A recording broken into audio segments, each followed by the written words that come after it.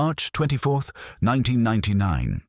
Moscow, the Ministry of Defense building on Znamenka Street, 7 o'clock in the evening by Moscow time.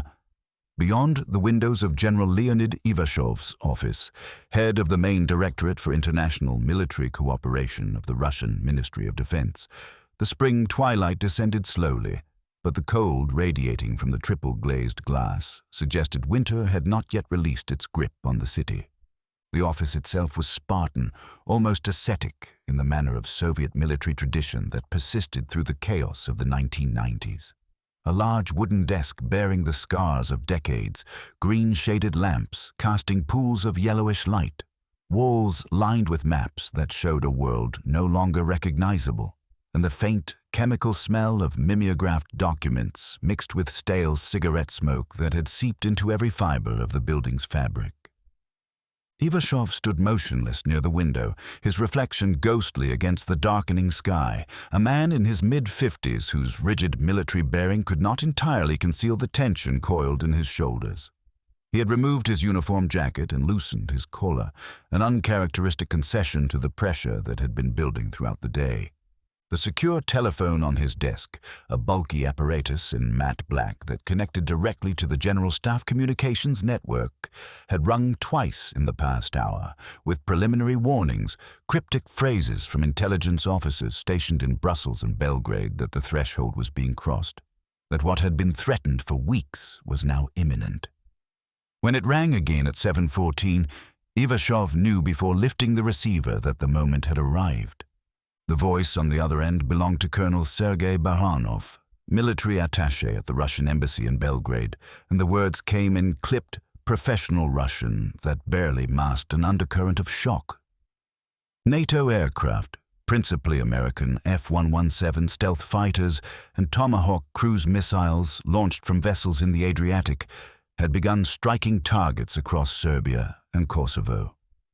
The first wave had hit air defense installations, communications nodes, and military headquarters in the outskirts of Belgrade and Pristina.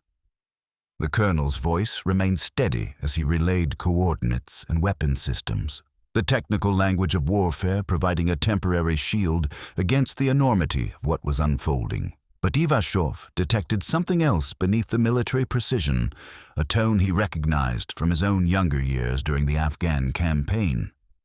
The bewilderment of a professional soldier watching doctrine and strategy dissolve into chaos, watching assumptions about how the world worked prove catastrophically wrong.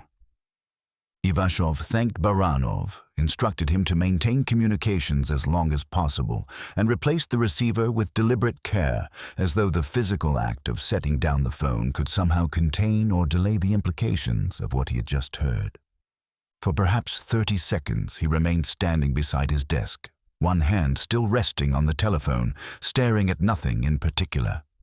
The room felt suddenly smaller, the air heavier, as though the atmospheric pressure itself had changed. This was not surprise, not exactly. NATO had been threatening military action for months. Diplomacy had collapsed at Rambouillet, and Russian intelligence had tracked the buildup of forces in Italy, Germany, and on aircraft carriers positioned in international waters. But there existed an unbridgeable gulf between intellectual anticipation and visceral reality, between knowing that something might happen and experiencing the moment when it actually does. What Ivashov felt in that instant was not the adrenaline surge of combat or the cold clarity of crisis management, but rather a profound sense of historical rupture, as though a membrane separating one era from another had just been torn irreparably. He moved to the map on the wall behind his desk, a large-scale representation of the Balkans marked with colored pins indicating Yugoslav military positions, NATO force deployments, and key infrastructure. His finger traced the likely flight paths from Aviano Air Base in Italy to Belgrade, calculating approach vectors and estimated time over target with the automatic precision of a career officer trained in operational planning. But even as his mind performed these mechanical calculations, another part of his consciousness wrestled with a more fundamental question. What did this moment represent? To understand Ivashov's psychological state in that moment requires stepping back into the peculiar trajectory of his generation, officers who had come of age during the final years of Soviet power, when the system still projected invincibility even as internal rot accelerated. He had graduated from the Frunze Military Academy in 1974, during the era of détente when the Soviet Union appeared to have achieved strategic parity with the United States, when the correlation of forces seemed to favor socialist systems, when history itself appeared to be moving in a predictable direction. His early career had been conventional and successful. Staff positions in various military districts, a stint in Afghanistan where he witnessed firsthand the gap between official narratives and brutal reality.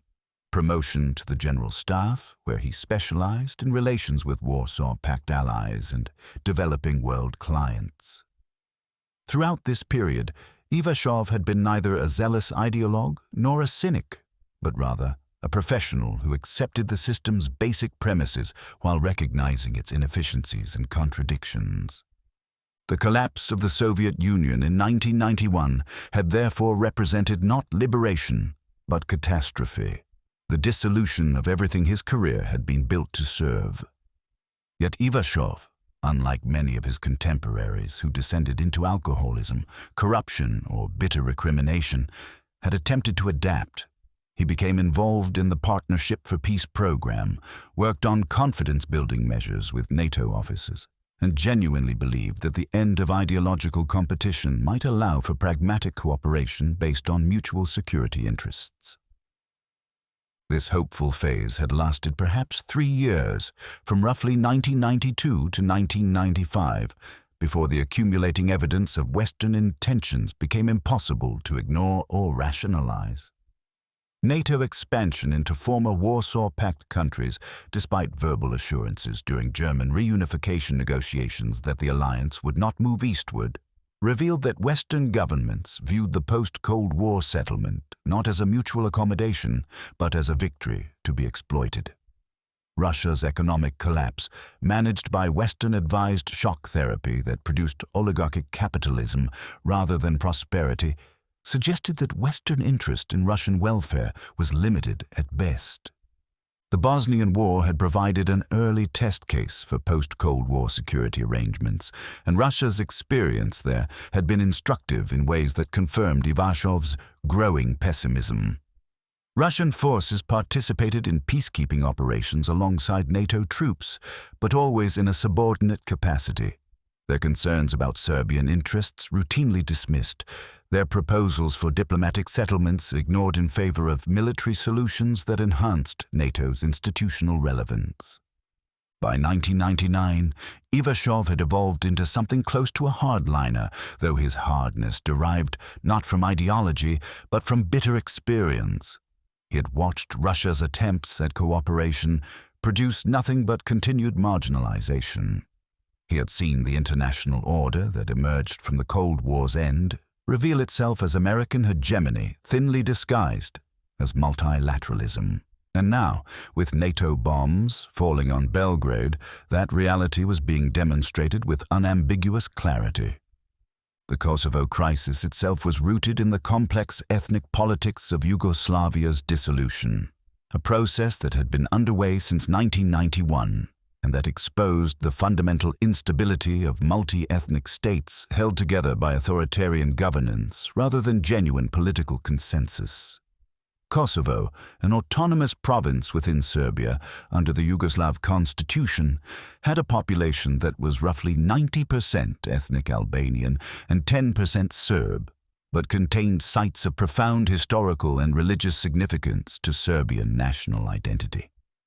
When Slobodan Milosevic rose to power in Serbia in the late 1980s, he had revoked Kosovo's autonomy and imposed direct rule from Belgrade, triggering increasing Albanian resistance that initially took peaceful forms but gradually militarized into the Kosovo Liberation Army insurgency.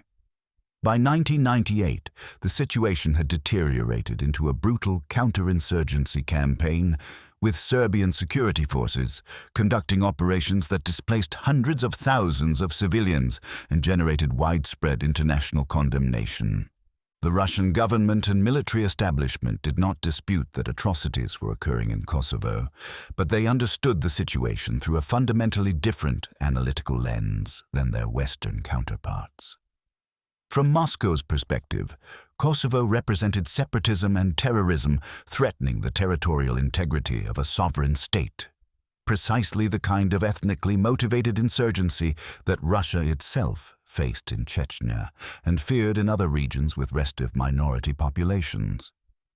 If the international community could intervene militarily to separate Kosovo from Serbia based on humanitarian concerns and self-determination principles, what would prevent similar interventions in Chechnya or other parts of the former Soviet space?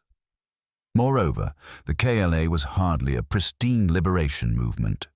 Russian intelligence documented its involvement in narcotics trafficking, its attacks on Serbian civilians, and its links to broader Islamist networks that Moscow viewed as strategic threats. The Rambouillet negotiations in February 1999 had crystallized Russian suspicions about Western intentions.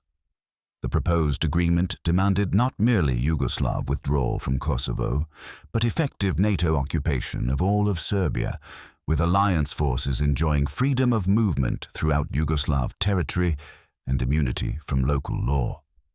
The Russian delegation had warned that these terms were deliberately designed to be unacceptable, providing a pretext for the military action that certain NATO members clearly desired.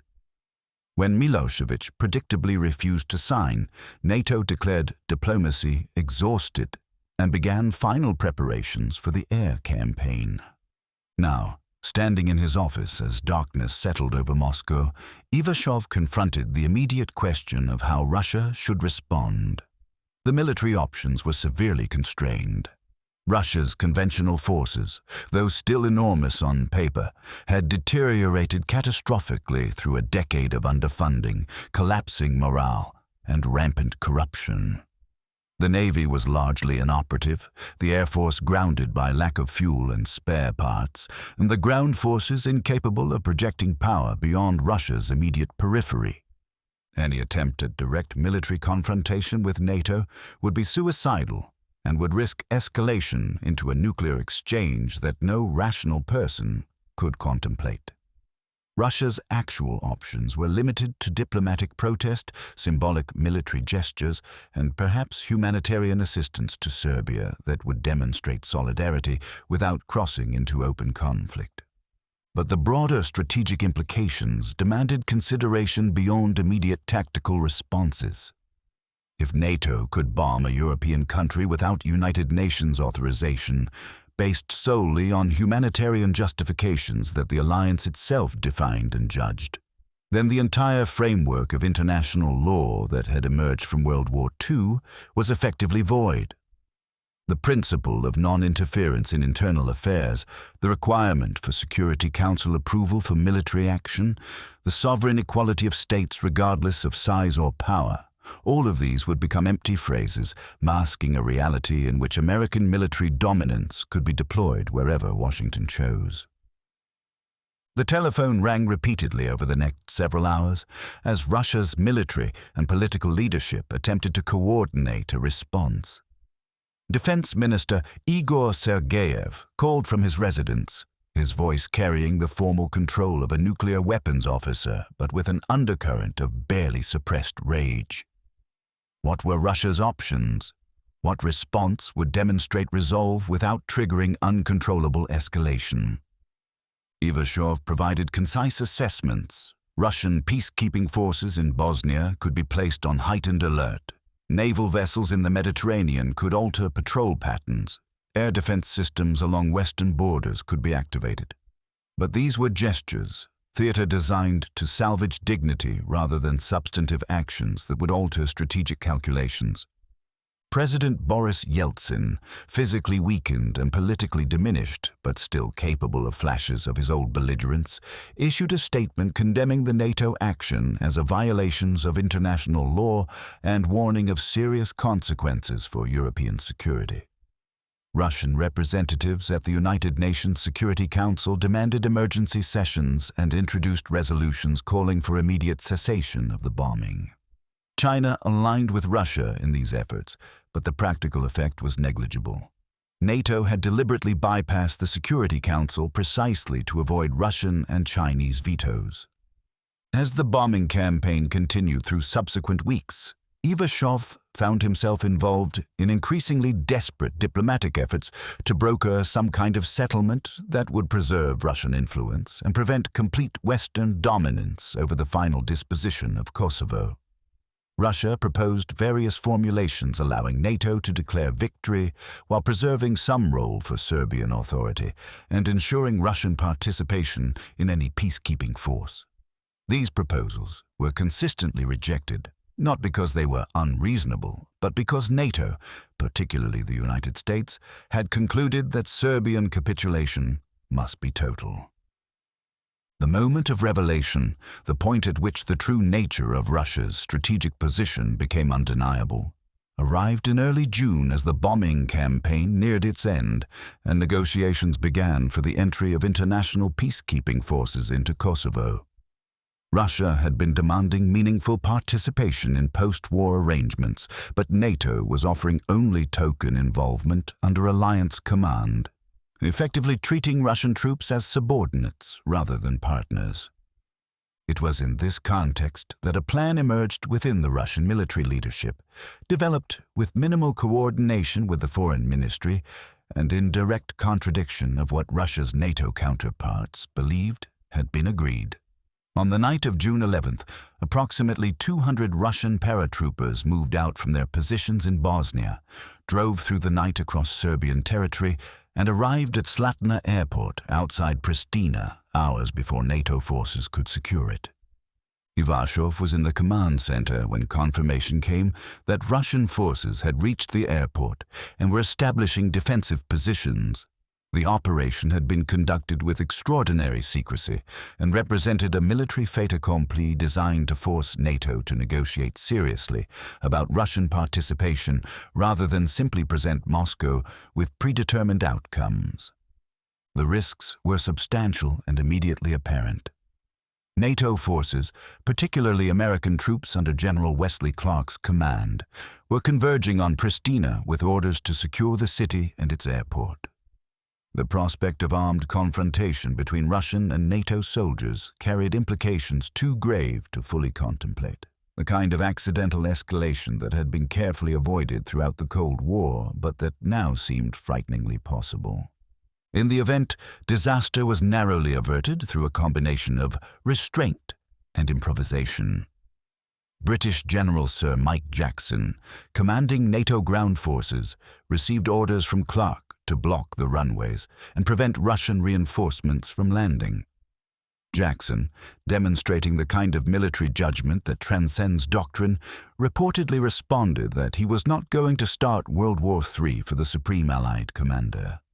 The crisis was defused through frantic diplomatic negotiations that ultimately gave Russia its own sector in Kosovo, with independent command authority. Ivashov watched this drama unfold with conflicted emotions. The operation had succeeded in demonstrating that Russia retained agency, that it could not simply be presented with outcomes decided entirely by others.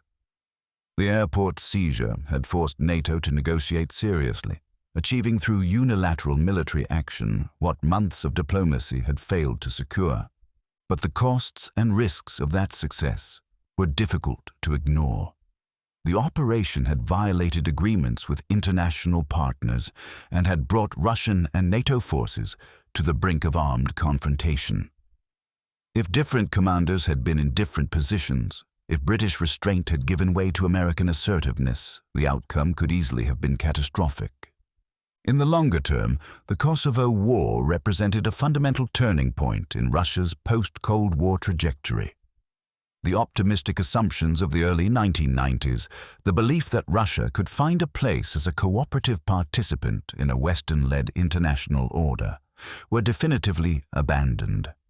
What emerged instead was a more assertive, defensive posture rooted in the conviction that Russia's interests would never be voluntarily accommodated by Western governments. That respect had to be commanded through demonstration of power rather than earned through cooperation. This shift had profound implications that would shape the next 2 decades of international relations. The Kosovo precedent was explicitly invoked to justify Russia's 2008 intervention in Georgia and its 2014 annexation of Crimea, actions that prompted Western condemnation and sanctions, but that Moscow viewed as consistent applications of principles NATO itself had established in 1999. The tragedy of this mutual alienation lies not in the immediate outcome of the Kosovo War, where some form of international intervention to stop ethnic cleansing was arguably necessary, but in the broader erosion of any framework for managing competing interests through negotiation and compromise. The replacement of international law with international power, and the resurrection of essentially 19th-century great power competition in the nuclear age, created conditions for recurring crises that continue to destabilize European security. For Leonid Ivashov, the Kosovo War represented both vindication and failure. He had been proved correct in his warnings that NATO intervention would set dangerous precedents and undermine international stability. Yet measured against Russia's actual interests, the outcome was largely negative. Serbia lost Kosovo. NATO expanded further eastward, and Russia found itself increasingly isolated. The deeper question that haunted Ivashov in subsequent years was whether different choices might have produced better outcomes. Could Russia have been more assertive earlier in the 1990s, drawing clearer red lines about NATO expansion? Would such assertiveness have commanded respect or simply triggered earlier confrontation when Russia was even weaker? Alternatively, could Russia have been more accommodating, accepting limited international influence in exchange for economic integration? Would Western governments have reciprocated such accommodation with genuine partnership? These counterfactuals remain unanswerable because they depend on assumptions about intentions that each side interprets differently.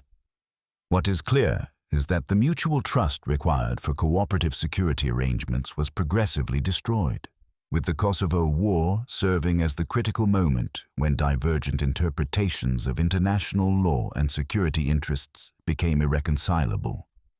The fundamental lesson that Ivashov drew from the experience was not about military strategy or diplomatic tactics, but about the nature of international order itself. Systems based purely on power rather than principle contain no mechanism for peaceful adjustment when power distributions shift. The post-Cold War settlement, structured around American dominance and NATO expansion, inevitably generated resistance from those who experienced it as humiliation and marginalization. The bombing of Belgrade on that March evening in 1999 was not the cause of this dynamic, but rather its revelation, the moment when the illusion of partnership gave way to the reality of hierarchy. For Russia, it marked the end of a decade-long attempt to integrate into a Western-led order and the beginning of a longer struggle to rebuild sufficient power to resist further encroachment. The consequences of that shift continue to shape European security, suggesting that the decisions made in those critical weeks carried implications far beyond the immediate crisis they addressed.